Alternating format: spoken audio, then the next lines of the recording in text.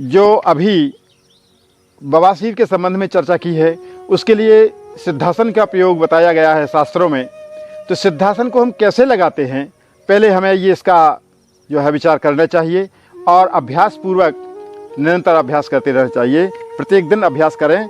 देखिए, पहले जननेंद्रिय और मूलाधार चक्र, इन दोनों के बीच में अपने बाएं पैर की एड़ी को लगा करके और दाहिने पैर की एड़ी को जननेंद्रिय पर लगा के और जो पंजा है हमारा पिंडली के बीच रखकर इसको जो है दबा करके और हम सिद्धासन को लगाते हैं। इस प्रकार से और पीछे के भाग को उठा करके वजन देते हैं तो सिद्धासन को हम लगाते हैं। सिद्धासन लगाने के लिए किसी भी मुद्रा का और साथ प्रयोग कर सकते हैं, ज्ञान मुद्रा, चिन्ह मुद्रा इत्यादि किसी का भी प्रयोग कर सकते हैं।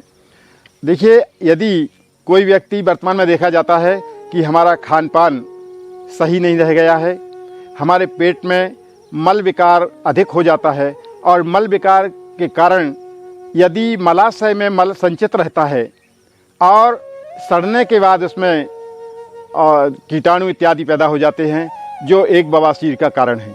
जिस व्यक्ति को बवासीर है वह निरंतर सिद्धासन का प्रयोग करता रहे। यदि वह सिद्धासन का प्रयोग करता है तो बवासीर के रोग में या अर्श या पाइल्स के रोग में बहुत कुछ लाभ होता है। और बवासीर क्यों होता है?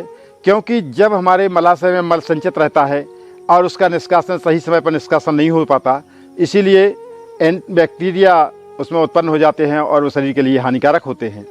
अतः इस आसन के लगाने से हमारे मल की शुद्धि होती है और मलाशय हमारा स्वच्छ रहता है। तो बवासीर का रोग धीरे धीरे बात के कारण वायु, मलाशय में जो है वायु का जो प्रकोप होता है, वायु रहती है, उसका निष्कासन हो जाता है।